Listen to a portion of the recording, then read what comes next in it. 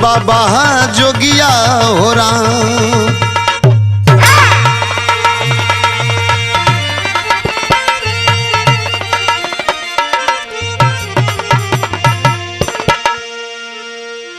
अच्छा बाबू, हम गायक पंकज पुजारी, ये कोई बिरहा नहीं, ये कोई गीत नहीं, ये भावभीनी श्रद्धांजलि एक दर्द है। जौनपुर लहंगपुर 9 फरवरी 2021 शुरुआत भइल बा मास्टर। कैसे?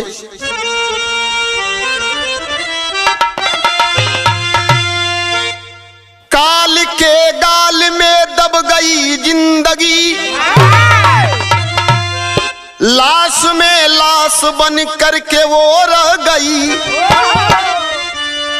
अरमा सपना चिता में है सब जल गया, आरजू बन के शोड़ित जहां बह गई। लाशों का मेला लगा इस कदर, देख कर हिल गया है धरायूं गगन। कभी चंचल करुण हो कलम रो पड़ी, नाचती मौत 14 है हो कर मगन।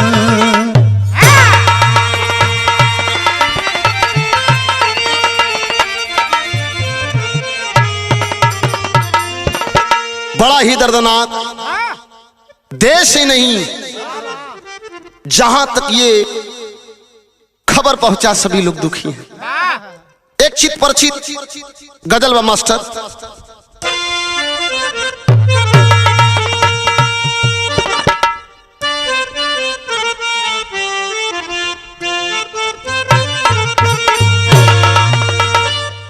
ऐसा पहली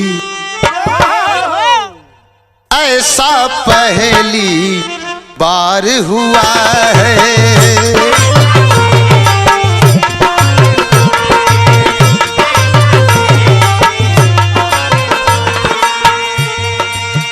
ऐसा पहली बार हुआ है।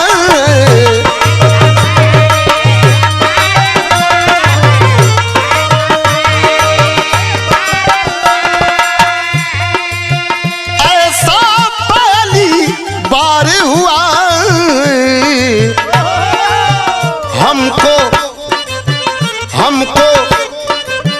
हमको किसी से प्यार हुआ है, हमको किसी से प्यार हुआ है।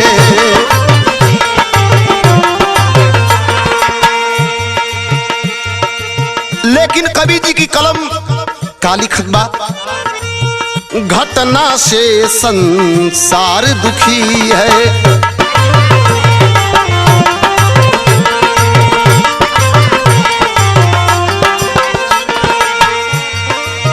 हिंदपुरा परिवार दुखी है,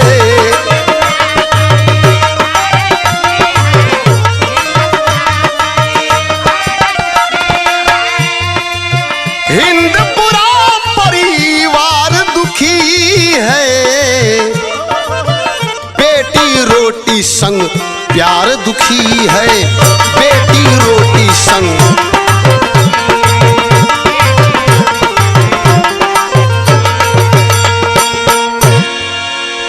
कहानी की शुरुआत हुई कैसे?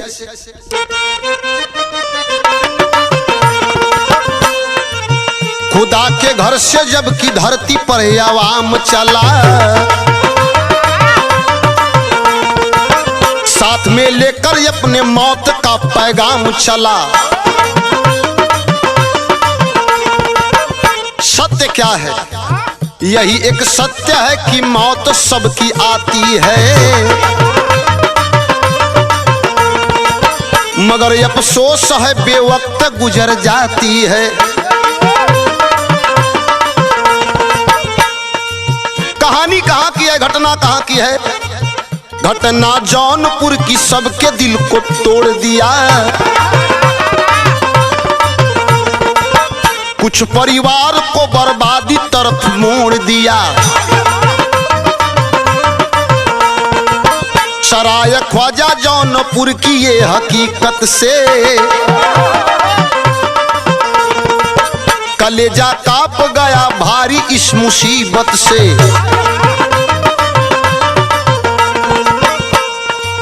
जलाने लाश गए लाश हो गया जीवन,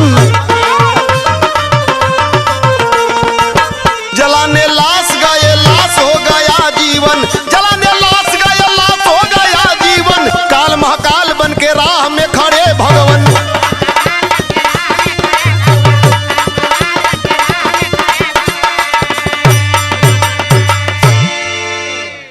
जौनपुर सराय ख्वाजा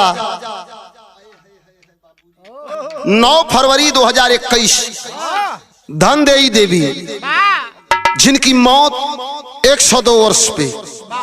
गांव घर को लोग मन बनौले हुवन चले के काशी बनारस, जहां की मिट्टी पारस है उस शहर का नाम। लोग कहलन कि बनारस में अइले से सीधे मोक्ष प्राप्त होला, स्वर्ग प्राप्त होला। तर्ज लगल मास्टर, कौन तर्ज है?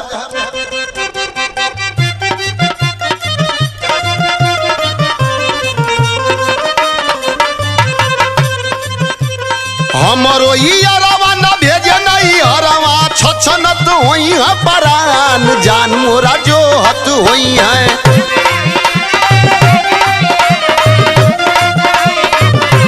जान मोरा जो हत होई है।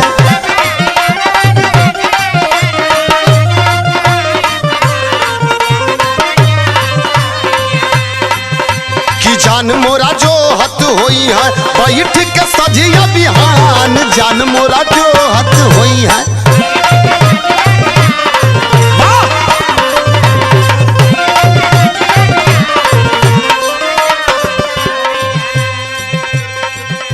कहल गई है परिवर्तन संसार का नियम है, जो धरती पर आया है उसको एक न एक दिन जाना है। लेकिन भाव बड़ी सुंदर कवि जी लिखन का, बाबे मालिक विधि का विधानावा न जाने ला जहानावा, लिखल का विधि भगवान सब न जान हो बाटे।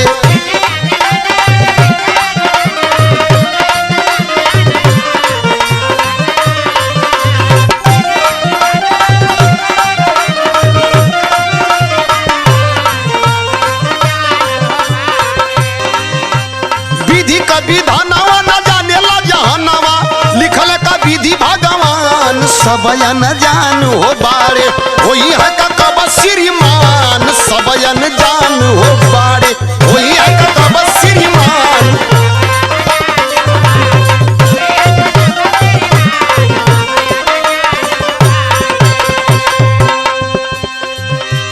कहानी बड़ी रोचक बा, दर्दनाक कहानी। माई धन देई जलालपुर निवासी नु हो,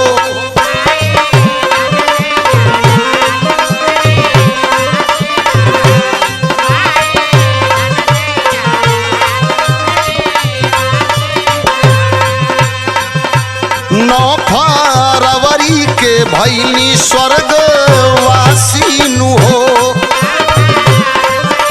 9 फरवरी 2021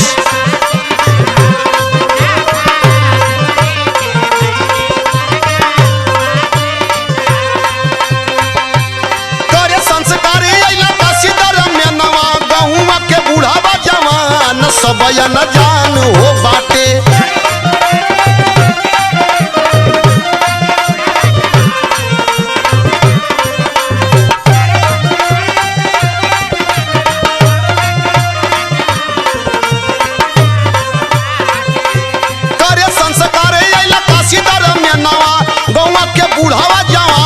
सब न जान हो बाटे। हो कब श्रीमान सब न जान हो बाटे।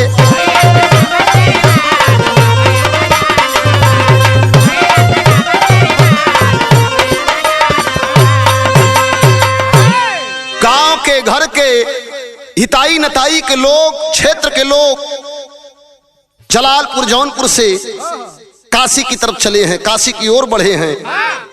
काशी नगरी में आल हुन तब तर्ज लगल है। का तर्ज है?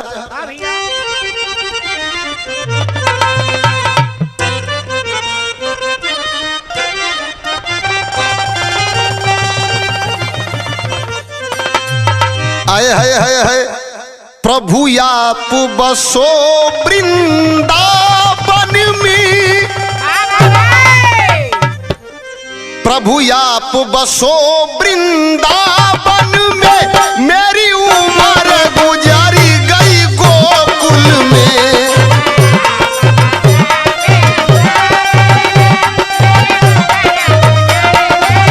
गोकुल में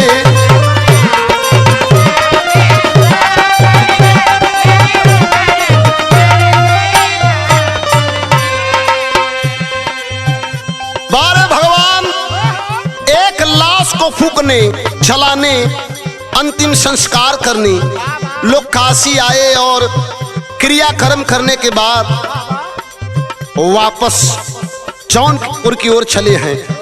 भाव लिखल गई का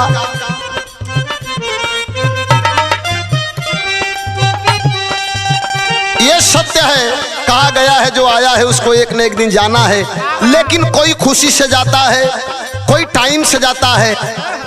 आए हाय हाय हाय बारे मालिक लौटत के समैया ये भैया,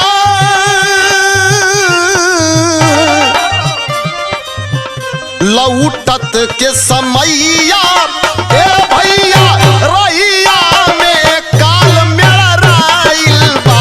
लौटत के समैया ए भैया, रैया में काल मेरा राइल बा।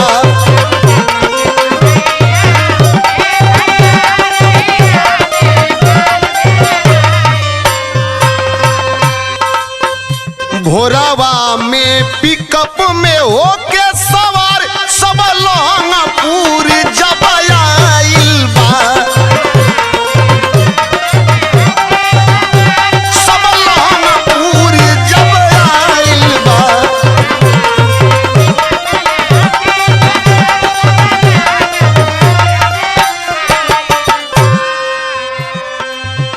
ट्रक से धक्का लागल बा।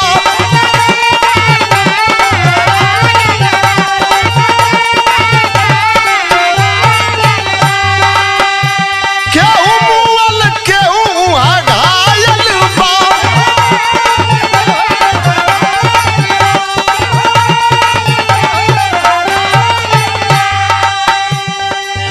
गाड़ी जब वहीं लहंगपुर पहुंची, आए है मालिक का कहर, कुदरत का करिश्मा, जो न होना चाहिए था बजर गिरा दिलन मालिक।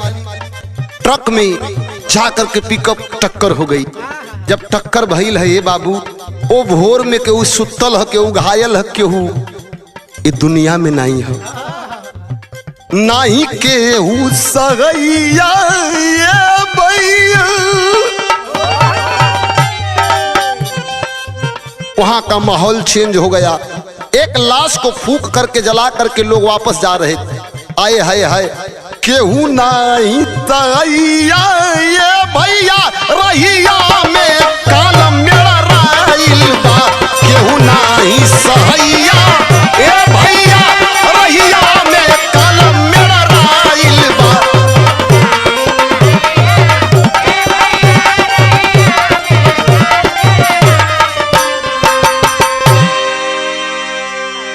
कोई सोया हुआ है, कोई जग रहा है, कोई मोबाइल से बात कर रहा है। एकाएक टक्कर हुई। जब टक्कर हुई तो एक दो नहीं, 7 लोगों की मौत तुरंत मौके पर हो गई।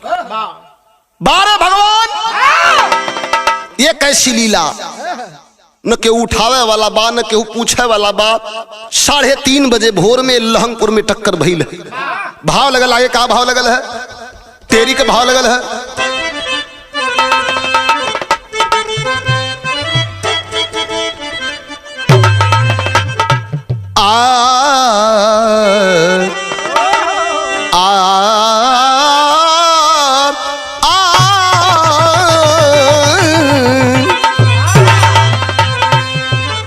समाइल काल के मुंह में जिंदगी, लाश पर लाश बिछल बा, अब के लाश उठाई। समाई काल के मुंह में जिंदगी, लाश पर लाश बिछल बायब के लाश उठाई। बारे कवि जी, बारे मालिक, ये गीत नहीं, क्या बीत रहा होगा उस परिवार। आगे के लाइन में हम बताओ थे।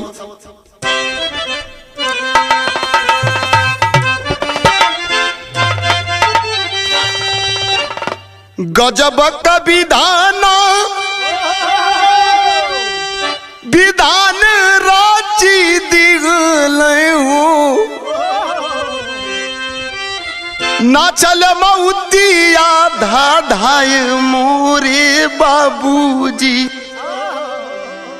अमर बहादुर दल सिंगार मुन्नी लाल यादव गैला सुगनावा पाराय मोरे बाबूजी। राम कुमार इंद्रजीत यादव मारी गई हो समर बहादुर ना देखाय मरे बाबूजी। मैं क्या कहूं, मैं क्या गाऊं, ये गीत नहीं, ये भाव अभिनय श्रद्धांजलि है।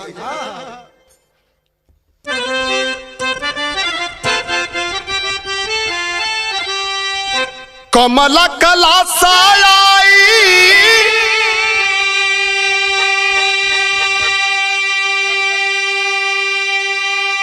अरे जाबा की दुआरा रोवा इंद्रावती हाय हाय मोरे बाबूजी। अमर बहादुर दल सिंगार मुनीलाल यादव, राम कुमार इंद्रजीत यादव, समर बहादुर, कमला का लाश। लेकिन कमला का लाश जब दुआरे आई है तक गजब का मंजर है बाबू। का तर्ज लगल है, कौन तर्ज है?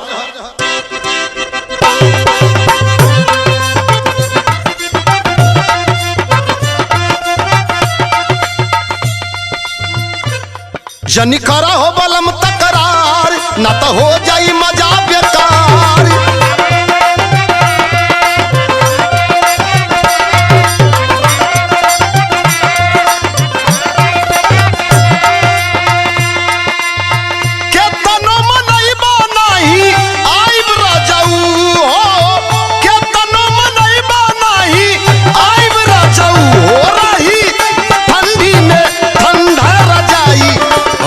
हर चली जाइब रजाऊ रही ठंडी में ठंडा रजाई।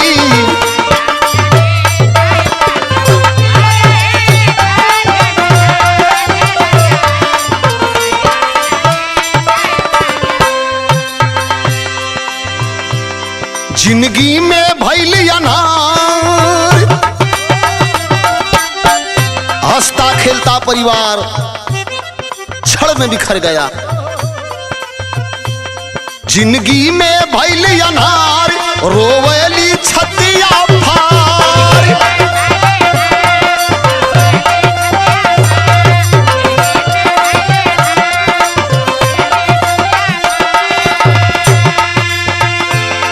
कमला के लाश पर गिर के रो रही है इंद्रावती। क्या कह रही है? जिंदगी में भइल अनार रोवली छतिया फार।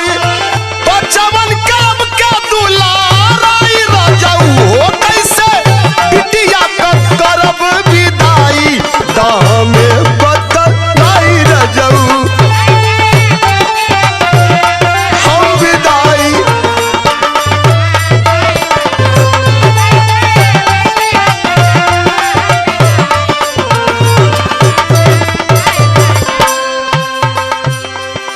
इंद्रावती देवी रोत हैं कि बिटिया का विदाई कैसे हुई। कारवत हैं कही भागिन हमके सगरी जानवा।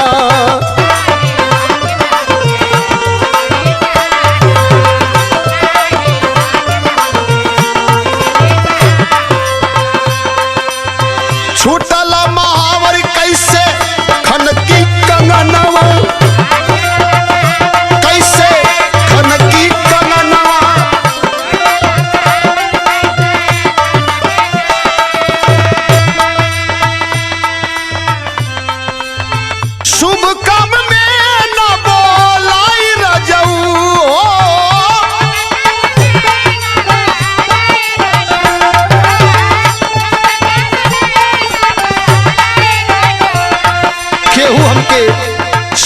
नाम ना बुलाई, रो रही है, सबके आंख में आंसू है। बात सुन के इंद्रावती का सब लोग रोवत उनका शुभ काम में ना क्यों बोलाई राजाऊ हो कैसे बिटिया करब विदाई ता हमें बतलाई राजाऊ ता हमें बतलाई राजाऊ।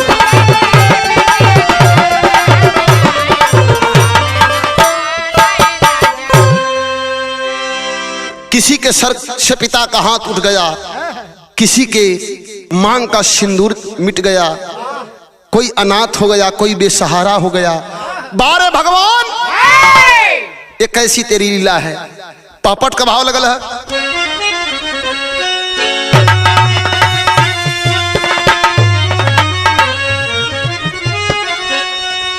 करैले तांडव दिनवा मऊतिया छतिया फाटले सात घरे काबूत गाइल बाबतिया छतिया फाटले।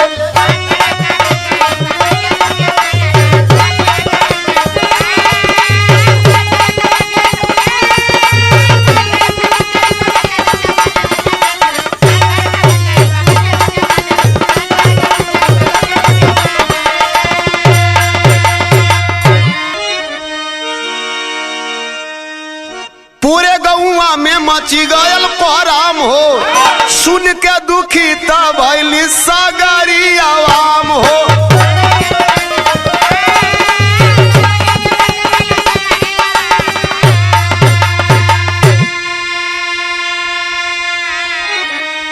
सभी लोग दुखी हैं। तब विधनाया संदेह दिहला विपत्तिया छतिया फाटले गति लगावे में बन गईली गतिया छतिया फाटले।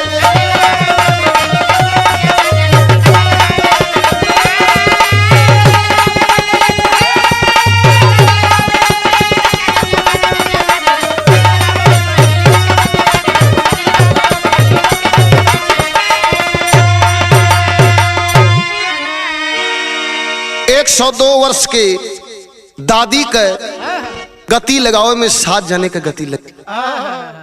पारे भगवान तोहरो महिमा गजब का। आल्हा का भाव लगल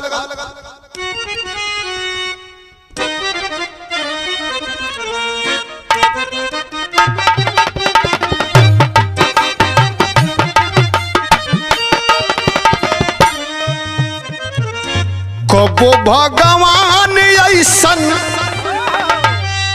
अरे लीला देखावे बाबू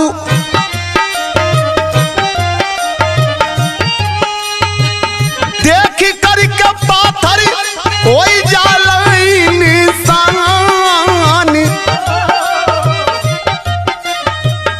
सबही दुखित भइलन पाई के खबरिया भैया।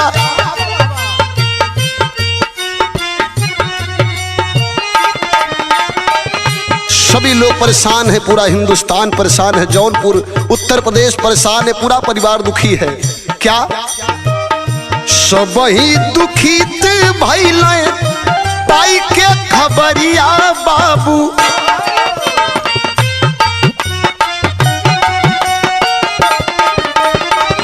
पीएम और सीएम भी भारी दुख मान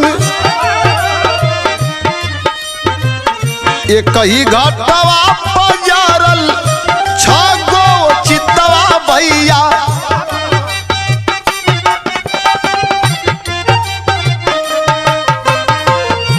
इंद्रजीत जरावल गइल छूछा समसान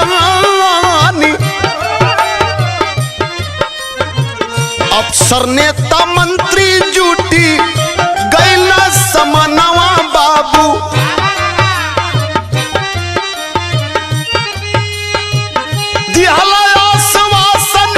कुछ मिली अनुदान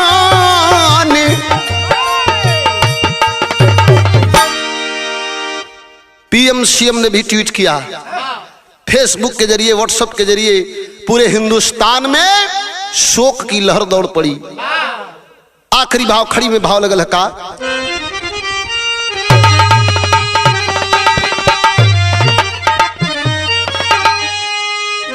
लेकिन जो हुआ ऐसा होना नहीं चाहिए था। बारे मालिक, बारे भगवान।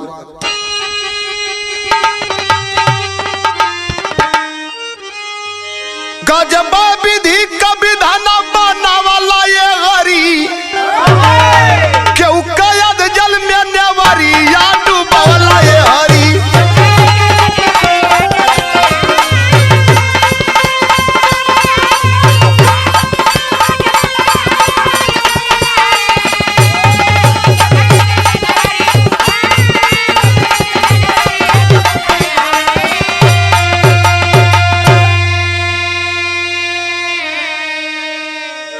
केहू के हथवा से छीन लिहला रोटी, कलपत बखरिया में केहू का बेटी।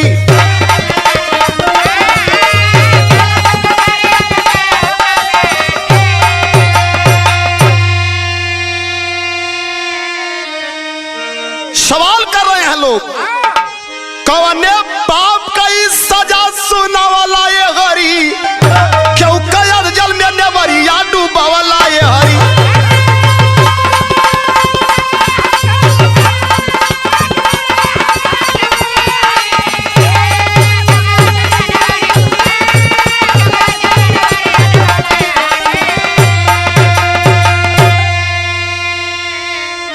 और ये भाव श्रद्धांजलि, ये पंकज पुजारी क्या कह रहा, स्वर्गवा में दिया सबके उच्च स्थान हो, यह राज बाटे मोर भगवान हो।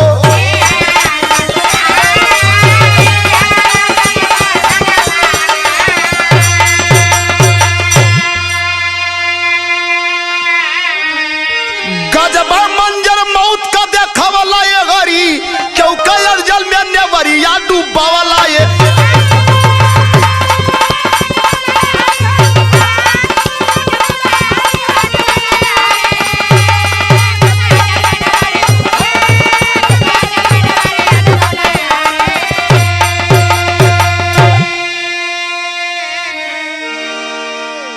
इसको कुदरत का कहर मान लिया जाए या एक हादसा। गुरु बिहारी गुरुपत्तु सुखनंदन गीत सितारा, भगवान पाल गुरु भैया लाल गीत प्रीत की धारा। समाई काल के मुंह में जिंदगी, पंकज कवि चंचल कविता में रस बरसाई। समाई